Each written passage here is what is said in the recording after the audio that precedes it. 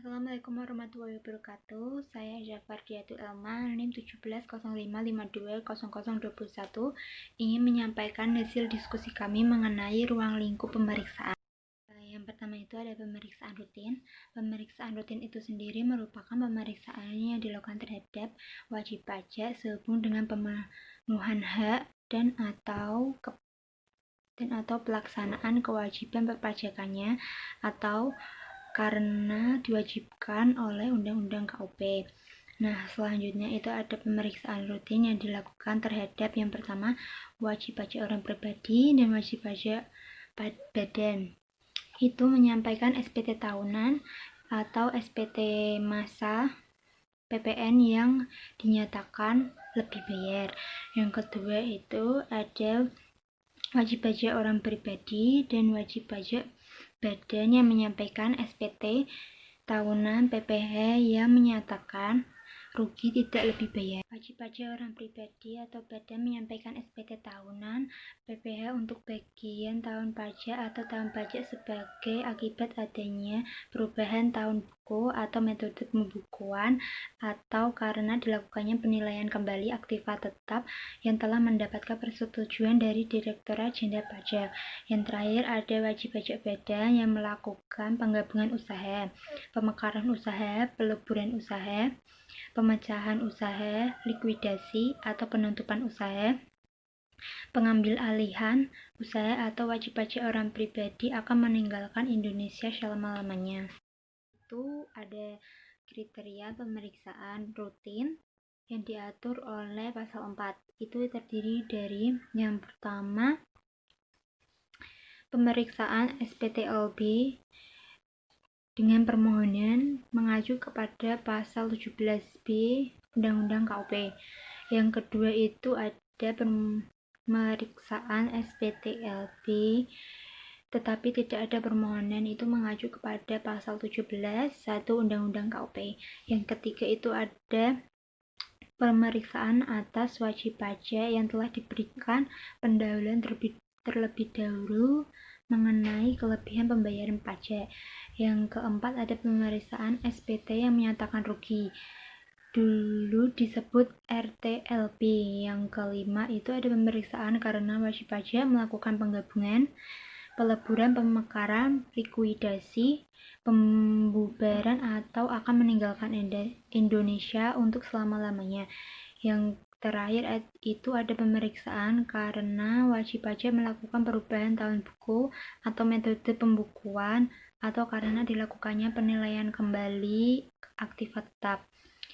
Yang seterusnya itu ada pemeriksaan kriteria seleksi.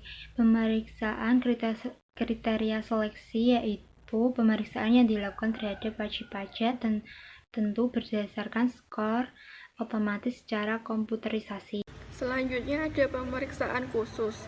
Pemeriksaan khusus ini dilaksanakan berdasarkan hasil analisis risiko yang menunjukkan adanya indikasi ketidakpatuhan wajib pajak dalam memenuhi kewajiban perpajakannya. Pemeriksaan khusus ini dijalankan dengan ketentuan berdasarkan hasil analisis risiko yang dibuat, berdasarkan latar belakang, dan pemeriksaannya dilaksanakan di lapangan. Kemudian ada pemeriksaan lokasi. Pemeriksaan lokasi ini merupakan pemeriksaan kewajiban perpajakan dan atau kegiatan usaha di lokasi selain domisili wajib pajak. Pemeriksaan lokasi ini dilaksanakan oleh unit pelaksanaan pemeriksaan lokasi dan atau unit pelaksanaan pemeriksaan domisili sesuai dengan kewenangan wilayah kerjanya. Selanjutnya ada pemeriksaan wajib pajak lokasi. Jenis pemeriksaan ini dilakukan oleh wajib pajak yang mempunyai cabang atau lebih dari satu tempat usaha. Pemeriksaan terhadap wajib pajak lokasi dapat dilaksanakan sehubungan dengan SPT tahunan PPh pasal 21 yang menyatakan lebih bayar dan SPT tahunan PPh pasal 21 dan atau SPT masa PPN tidak disampaikan masing-masing selama 3 tahun berturut-turut atau 3 bulan berturut-turut dari suatu tahun pajak. Kemudian ada permintaan dari unit pelaksanaan pemeriksaan pajak, wajib pajak domisili dan atau usulan dari UP3 wajib pajak ada permintaan dari unit pelaksanaan pemeriksaan pajak, wajib pajak domisili dan atau usulan dari UP3 wajib pajak lokasi. Pemeriksaan terhadap wajib pajak lokasi dilaksanakan sehubungan dengan SPT tahunan PPh pasal 21 dan atau SPT masa PPN yang menyatakan lebih bayar. Kemudian SPT tahunan PPh pasal 21 dan atau SPT masa PPN tidak disampaikan masing-masing selama 3 tahun berturut-turut atau 3 bulan berturut-turut dari suatu tahun pajak. Dan yang terakhir, permohonan pemusatan tempat terutang PPh pasal 21, pemusatan tempat terutang PPN dan juga SPT tahunan PPh pasal 21 disampaikan setelah berakhirnya jangka waktu penyampaian SPT yang ditetapkan dalam surat teguran. Materi selanjutnya yaitu ada pemeriksaan tahun berjalan, kriteria pemeriksaan tahun berjalan, pemeriksaan bukti permulaan, dan ruang lingkup. Yang pertama, pemeriksaan tahun berjalan dilakukan terhadap wajib pajak dalam tahun berjalan untuk jenis-jenis pajak tertentu atau semua jenis pajak untuk mendapatkan keterangan atas wajib pajak yang lainnya. Yang kedua, ada pemeriksaan tahun berjalan. Pemeriksaan ini biasanya tidak terkait dengan pemeriksaan tahun sebelumnya. Pemeriksaan tahun berjalan dilakukan terhadap satu wajib pajak yang dalam tahun berjalan melakukan merger, likuidasi, pengambil alihan usaha atau penilaian kembali aktiva. Yang kedua, pemotong atau pemungut pajak. Yang ketiga, pengusaha kena pajak. Yang keempat, wajib pajak untuk tujuan penagihan pajak dan wajib pajak lainnya. Yang ketiga, ada pemeriksaan bukti permulaan. Adalah keadaan, perbuatan, atau bukti yang dapat menunjukkan adanya dugaan bahwa sedang atau telah terjadi adanya tindak pidana yang dapat menimbulkan kerugian terhadap pendapatan negara. Yang terakhir yaitu ada ruang lingkup. Dugaan suatu peristiwa pidana ditentukan dalam surat perintah pemeriksaan bukti permulaan. Surat perintah pemeriksaan bukti permulaan menjadi dasar pelaksanaan pemeriksaan oleh tim pemeriksa. Selanjutnya akan dilanjutkan oleh teman saya. Perkenalkan, nama saya Indah Sudaningrum, NIM 0095. Jenis pemeriksaan bukti permulaan. Jenis pemeriksaan bukti permulaan terdiri dari pemeriksaan bukti permulaan secara terbuka. Pemeriksaan bukti permulaan secara terbuka dilakukan dalam hal pemeriksaan bukti permulaan terkait dengan permohonan pengembalian kelebihan pembayaran pajak sebagaimana dimaksud dalam pasal 17B Undang-Undang KUP. Atau pemeriksaan bukti permulaan merupakan tindak lanjut dari pemeriksaan untuk menguji kepatuhan pemenuhan kewajiban perpajakan. Pemeriksaan bukti permulaan secara terbuka dilakukan dengan pemberitahuan secara tertulis perihal pemeriksaan bukti permulaan kepada orang pribadi atau badan yang dilakukan pemeriksaan bukti permulaan. Pemeriksaan bukti permulaan secara tertutup dilakukan tanpa pemberitahuan tentang adanya pemeriksaan bukti permulaan kepada orang pribadi atau badan yang dilakukan pemeriksaan bukti permulaan. Jangka waktu pemeriksaan bukti permulaan. Pemeriksaan bukti permulaan secara terbuka dilakukan dalam jangka waktu paling lama 12 bulan sejak tanggal penyampaian surat pemberitahuan pemeriksaan bukti permulaan sampai dengan tanggal laporan pemeriksaan bukti permulaan. Pemeriksaan bukti permulaan secara tertutup dilakukan dalam jangka waktu paling lama 12 bulan sejak tanggal surat perintah pemeriksaan bukti permulaan diterima oleh pemeriksaan bukti permulaan sampai dengan tanggal laporan pemeriksaan bukti permulaan.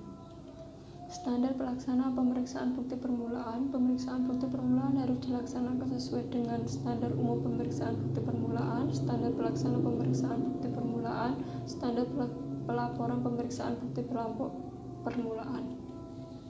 Laporan dan tindak lanjut pemeriksaan bukti permulaan. Laporan pemeriksaan bukti permulaan disusun berdasarkan kertas kerja pemeriksaan bukti permulaan dalam hal ditemukan peristiwa pidana selain yang ditentukan dalam surat perintah pemeriksaan bukti permulaan, tindak pidana selain tindak pidana di bidang perpajakan, dan informasi potensi pajak yang bukan tindak pidana di bidang perpajakan. Pemeriksaan bukti permulaan harus mengungkapkan dalam laporan pemeriksaan bukti permulaan. Dasar pemeriksaan bukti permulaan. Bukti permulaan yang akan dilakukan pemeriksaan tertuju pada keadaan perbuatan dan bukti berupa keterangan, tulisan, atau badan yang dapat memberikan petunjuk ada dugaan terjadinya tindakan pidana perpajakan dan merugikan pemerintah negara, diantaranya yang bersumber dari informasi, data, laporan, dan pengaduan. Dasar bukti permulaan. Bukti permulaan yang akan dilakukan pemeriksaan tertuju pada perbuatan, keadaan, bukti keterangan, tulisan, atau benda yang dapat memberikan petunjuk adanya tindak pidana perpajakan dan merugikan penerimaan negara. Di antaranya bersumber dari laporan, data, pengaduan, dan juga informasi. Pemeriksaan terintegrasi. Pemeriksaan terintegrasi adalah pemeriksaan dari dua arah atau lebih terhadap wajib pajak yang memiliki hubungan kepemilikan, pengelolaan, penguasaan, dan hubungan finansial. Data yang diperoleh suatu tim pemeriksa harus disampaikan kepada tim pemeriksa lainnya. Dan pemeriksaan dilaksanakan dan diselesaikan bersamaan kecuali SPT wajib pajak yang menyatakan lebih bayar. Selanjutnya, kriteria pemeriksaan terintegrasi. Yang pertama, wajib pajak yang memiliki hubungan istimewa sebagaimana yang dimaksud dalam pasal 18 ayat 4 UU PPH. Yang kedua, wajib pajak yang memiliki hubungan kegiatan usaha atau finansial dengan wajib pajak lain yang diperiksa.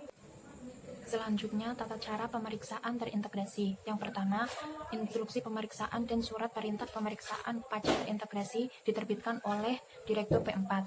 Yang kedua, tim pemeriksa pajak terintegrasi merupakan gabungan dari berbagai UP3 di lingkungan DJP. Yang ketiga, pelaksanaan pemeriksaan dilakukan dan diselesaikan secara bersamaan kecuali SPT wajib pajak yang menyatakan lebih bayar.